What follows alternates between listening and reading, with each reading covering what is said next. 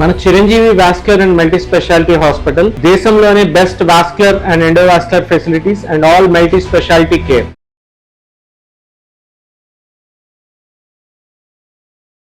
Suman TV ప్రేక్షకులకు నమస్కారం. ప్రస్తుతం నేను కేపీహెచ్పి కుక్కట్పల్లి ఫేజ్ 1లో ఉన్న చిరంజీవి హాస్పిటల్స్లో ఉన్నానండి. Vascular and multi speciality hospital. అయితే మనతో పాటు ఉన్నారు డాక్టర్ సంజీవ్ రావు గారు, కే వాస్కులర్ అండ్ ఎండోవాస్కులర్ సర్జన్ అండి.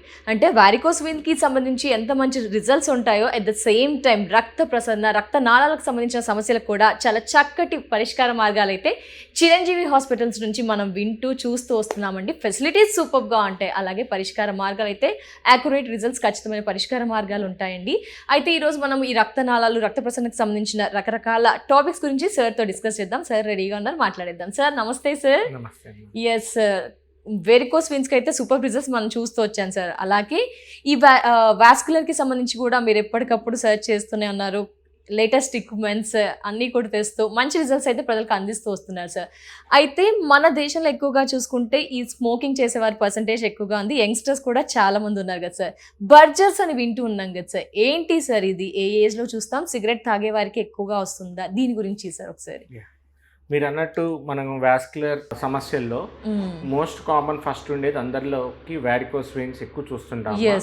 దానికి మనకి అన్ని అత్యాధునిక చికిత్స అన్ని మన చిరంజీవి హాస్పిటల్లో అందుబాటులో ఉన్నాయి. లైక్ బ్లూ ట్రీట్మెంట్ కానీ, లేజర్ కానీ, క్లాక్స్ ట్రీట్మెంట్ కానీ, ఫోమ్ స్క్లిరోథెరపీ, ఎవ్రీథింగ్, సర్జికల్ ట్రీట్మెంట్, అన్ని చికిత్సా ప్రక్రియలు అందుబాటులో ఉన్నాయి. అవి రెగ్యులర్గా చేస్తూ ఉంటాం. దాంతోపాటు నెక్స్ట్ మనం కామన్గా చూసేది సమస్యలు షుగర్ వల్ల, స్మోకింగ్ వల్ల, బీపీ వల్ల, రక్తనాళాల్లో ఆర్టరీరియల్ డిసీజెస్ కూడా చూస్తుంటాం. ఈ కామన్ డిసీజెస్ లో అవగాహన చాలా తక్కువ మందికి ఉంటుంది. కొంతవరకు వారికోస్ వెయిన్స్ మీద అవగాహన ఉంది, కానీ మిగతా వాటికి అవగాహన అనేది చాలా తక్కువ ఉంది. సో ఈ డిసీజెస్ గురించి ఇప్పుడు మనం తెలుసుకుందాం. దానిలో ఫస్ట్ మీరు అన్నట్టు బర్జర్స్ డిసీజ్ అనేది చాలా కామన్ అన్నమాట. బర్జర్స్ డిసీజ్ ఎవరిలో వస్తుందంటే చిన్న వయసు వాళ్ళల్లో, యంగ్ స్మోకింగ్ చేస్తున్న వాళ్ళల్లో చేతుల్లో, కాళ్ళల్లో రక్తనాళాలు రెండింటికి ఎఫెక్ట్ అవుతుంది అనమాట. చేతుల్లో, కాళ్ళలో రక్తనాళాలకి మనకి ఏదైతే రక్తనాళాలు చేతులకి, కాళ్ళకి సప్లై చేస్తాయో ఆ రక్తనాళాలకి మనము ఈ బర్జర్స్ డిసీజ్ అనేది మనం చూస్తూ ఉంటాం. సో బర్జర్స్ డిసీజ్ గురించి టీఏఓ అని కూడా అంటాం దీన్ని. సో ఈ డిసీజ్ యొక్క ఎందుకు ఆవశ్యకత మనకి తెలుసుకోవాల్సిన, ఎందుకంటే ఈ రోజుల్లో చాలా మంది చిన్న వయసు నుంచి కూడా బీడీలని లేకపోతే సిగరెట్లని అలవాటు చేసుకుంటా ఉంటున్నారు. అదొక స్టైల్ అనుకోనో లేకపోతే ఫ్యాషన్ కింద భావించో, సినిమాలో ఎవరో హీరో తాగాడనో లేకపోతే ఏదో చేశారని వాళ్ళు దాన్ని చూసి వాళ్ళని సిగరెట్ తాగడం అనేది చాలా కామన్ అయిపోతుంది. అది ఇంకా చిన్న వయసులో ఉన్న వాళ్ళల్లో కూడా ఇప్పుడు స్టార్ట్ అయిపోతుంది. సో ఇలాగ ఉన్న వాళ్ళల్లో ఏమవుతుందంటే కొంతమందిలోని, అంటే అరౌండ్ ఒక 40-50% ఆఫ్ ది పీపుల్లో సిగరెట్ ఎవరైతే తీసుకుంటున్నారో అది ఆ సిగరెట్లో ఉన్న నికోటిన్ అనే పదార్థం రక్తనాళాల మీద ఎఫెక్ట్ చూపిస్తుంది. ఆ రక్తనాళాలు ఎప్పుడైతే ఎఫెక్ట్ చూపిస్తుందో కొంతమందికి మనం చూస్తున్నట్టు ఇప్పుడు గుండె మీద ప్రభావం చూపించడం, హార్ట్ అటాక్స్ రావటం, స్ట్రోక్ రావటం, ఇవన్నీ మనకి చాలా వరకు తెలుసు. మూడో కాంపనెంట్ ఏంటంటే చిన్న వయసు వాళ్ళలో కాళ్ళు, వేళ్ళు తీసేయాల్సిన అవసరం వస్తుంది. దానికి ఏమి చేసినా మనం కాపాడడం అనేది చాలా ప్రాబ్లమాటిక్. స్టేజెస్ అట్లా ఏమి ఉండవు. అది ఈ డిసీజ్ చూపించడం మొదలైందంటే చిన్న వయసే కానీ కాలు తీసేయాలి. అలాంటి పరిస్థితి ఎందుకు వస్తుందంటే ఈ రక్తనాళంలో ఉన్న లేయర్స్, 3 రకాల రక్తనాళాల్లో లేయర్స్ ఉంటాయి. ఆ 3 రకాల లేయర్స్ కూడా ఈ బర్జర్స్ డిసీజ్ ఎఫెక్ట్ అవటం వల్ల రక్తనాళము ఒక చిన్నగా సన్నగా అయిపోయి ద్వారం పూర్తిగా మూసుకుపోతుంది. రక్తనాళం యొక్క లూమిన్ అనేది కంప్లీట్ గా బ్లాక్ అయిపోద్ది. అది ఎలాగంటే టచ్ చేస్తే మనకి టచ్ మీ నాట్ ప్లాంట్ ఎలాగైతే ఇలా ముడిసిపోతుందో రక్తనాళం కూడా ఆ సెన్సిటివిటీ వచ్చేస్తుంది ఇన్ఫ్లమేషన్ వల్ల. సో దానివల్ల మనం ఎంత ట్రీట్మెంట్ చేసినా కూడా మనం దాని నుంచి క్లాట్ తీస్తాం, మళ్ళీ క్లాట్ అయిపోతుంది. బైపాస్ చేస్తాం, బైపాస్ క్లాట్ అయిపోతుంది. ఇలాగా చాలా మందికి ఈ బర్జర్స్ డిసీజ్ వల్ల కాళ్ళు గ్యాంగ్రీన్ అయిపోవటము, చేతులు గ్యాంగ్రీన్ అయిపోవటము జరుగుతూ ఉంటుందమ్మా. సో అందుకనే ఫస్ట్ దీనికి బెస్ట్ ట్రీట్మెంట్ ఏంటంటే స్మోకింగ్ ఫస్ట్ అసలు అలవాటు చేసుకోకూడదు. ఒకవేళ ఉన్నా ఇలాంటి సిమ్టమ్స్ కనిపించగానే కంపల్సరీ స్మోకింగ్ మానేయాలి. సార్ అంటే ఇది ఎక్కువగా స్మోక్ చేసేవారు చైన్ స్మోకర్స్ అంటారా? అప్పుడప్పుడు తీసుకుని ఎవరిలో ఎక్కువగా వస్తుంది అంటారు సార్? మంచి ప్రశ్న అమ్మా.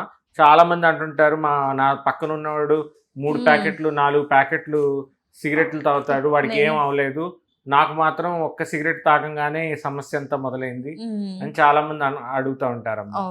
సో ఇది ఎంత సిగరెట్ ఫ్రీక్వెన్సీ అనే దాని మీద కూడా డిపెండ్ అని మనం చెప్పలేము.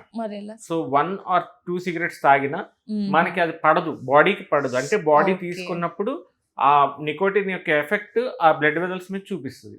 సో ఒక్క సిగరెట్ తాగిన వాళ్ళలో కూడా బర్జెస్ డిసీజ్ వచ్చిన కేసెస్ ఉన్నాయి. సో ఆ సిగరెట్ ఇప్పుడు కొంతమందికి మనకి వాళ్ళకి అర్థమయ్యే భాషలో చెప్పాలంటే, ఇప్పుడు అందరూ వంకాయ తింటాం, కొంతమంది వంకాయ పడదు వస్తుంది అంటారు. సో అది ఎవరికనేది ఎవరని చెప్పలేము. అంటే సిగరెట్ కూడా ఇమ్యూన్ కాదు, అది మన బాడీలో ఒక మెకానిజం ని యాక్టివేట్ చేస్తుంది. దానివల్ల రక్తనాళం అంతా వాపు తత్వం మొదలవుతుంది. దానివల్ల పూర్తిగా రక్త ప్రసరణ బంద్ అయిపోతుంది, మొత్తం మూసుకుపోతుంది రక్తం అనేది. ఎప్పుడైతే రక్తనాళాలు బంద్ అయిపోయినాయో మూసుకుపోయినాయో ఇంకా ఆబ్వియస్ గా జీవం ఇచ్చేదే రక్తనాళాలు కదా. రక్తం వెళ్ళట్లేదంటే ఆ పార్టీకి జీవం పోయినట్టే. సో కాళ్ళు గాని చేతులు గాని నల్లగా అయిపోతాయి అన్నమాట. సిమ్టమ్స్ అవే అంటారా సార్? నల్లగా అవడం, ఫస్ట్ తీవ్రమైన నొప్పి, పెయిన్స్, సివియర్ బగబగ మంట అంటారు. వాళ్ళ కాళ్ళల్లో ఏదో ఒక అగ్గి రాసుకున్నట్టు ఉంటది కాళ్ళల్లో చేతుల్లో, అసలు నడవలేరు. కొంచెం నిద్ర నైట్ టైం కూడా నిద్ర పట్టదు, తీవ్రమైన నొప్పి, కాలు వేలాడ తీసుకొని పడుకుంటారు, కాలు కండరాలు సన్నగా అయిపోతాయి, శక్తి కోల్పోతారు. ఇలాగా సిగరెట్ తాగేవాళ్ళు కానీ, సిగరెట్ అంటే ఓన్లీ స్మోకింగే కాదు, నికోటిన్ చూయింగ్ కానీ, లేకపోతే తంబాకు కానీ, ఇలాంటి ఏమున్నా గుట్కా కానీ, ఇవన్నీ వీళ్ళల్లో కూడా ఈ సమస్యలు అనేది మేము చూస్తూ ఉంటాం. సిమ్టమ్స్ అయితే ఇలా ఉంటాయి. ఏంటి సార్ మరి ట్రీట్మెంట్? మొదట్లోనే ఏమన్నా స్టార్టింగ్ లోనే గుర్తించవచ్చు అంట? గుర్తిస్తే ఏం ట్రీట్మెంట్? లేదు లేటర్ స్టేజెస్ లో ఏంటి సార్? ఎర్లీగా మీరు చాలా ఇది ఎర్లీగా మనం నేను చెప్పినట్టు ఫస్ట్ ఎర్లీ స్టేజెస్లోనే గుర్తించినట్టయితే మనం దాన్ని సిగరెట్ అనేది ఆపేయడం, ఏ అలవాటు అయితే చెడు అలవాటు ఉందో దాన్ని ఆపేయడం అనేది ఫస్ట్ ట్రీట్మెంట్. దాంతో పాటు కొన్ని మందులు తీసుకోవాల్సి వస్తుంది. దాంతో పాటు కొన్ని మందులు పెడతాము. ఇవి 2 కాంబినేషన్స్ లో రిజల్ట్స్ బాగానే ఉంటాయి. ఇంకా అడ్వాన్స్ స్టేజెస్ లోకి వెళ్ళిపోతుంది. అలాంటప్పుడు నిజంగానే ఇట్స్ వెరీ ఛాలెంజింగ్. అప్పుడు బైపాస్ కానీ యాంజియోప్లాస్టీతో ప్రయత్నం చేస్తాము. అది కూడా అవ్వట్లేదంటే ఇప్పుడు రీసెంట్గా ఇదివరకైతే ఇంకా వేరే ట్రీట్మెంట్ ఏం అనేవాళ్ళు కాదు, కాలు కానీ చేతి కానీ యాంపుటేషన్ ఒకటే ట్రీట్మెంట్. ఇప్పుడు రీసెంట్ టెక్నిక్స్ రావడం వల్ల స్టెమ్ సెల్ థెరపీ అని, ఈ అడ్వాన్స్డ్ డ్రగ్ కోటెడ్ బెలూన్స్ కానీ, ఈ మందులు వాడడం కానీ, ప్రోస్టాగ్లాండిన్ థెరపీ ఇవ్వడం కానీ, ఇలాంటి అన్నీ కూడా ఒక మంచి రిజల్ట్స్ ఇవ్వడం జరుగుతుందమ్మ ఈ రోజుల్లో.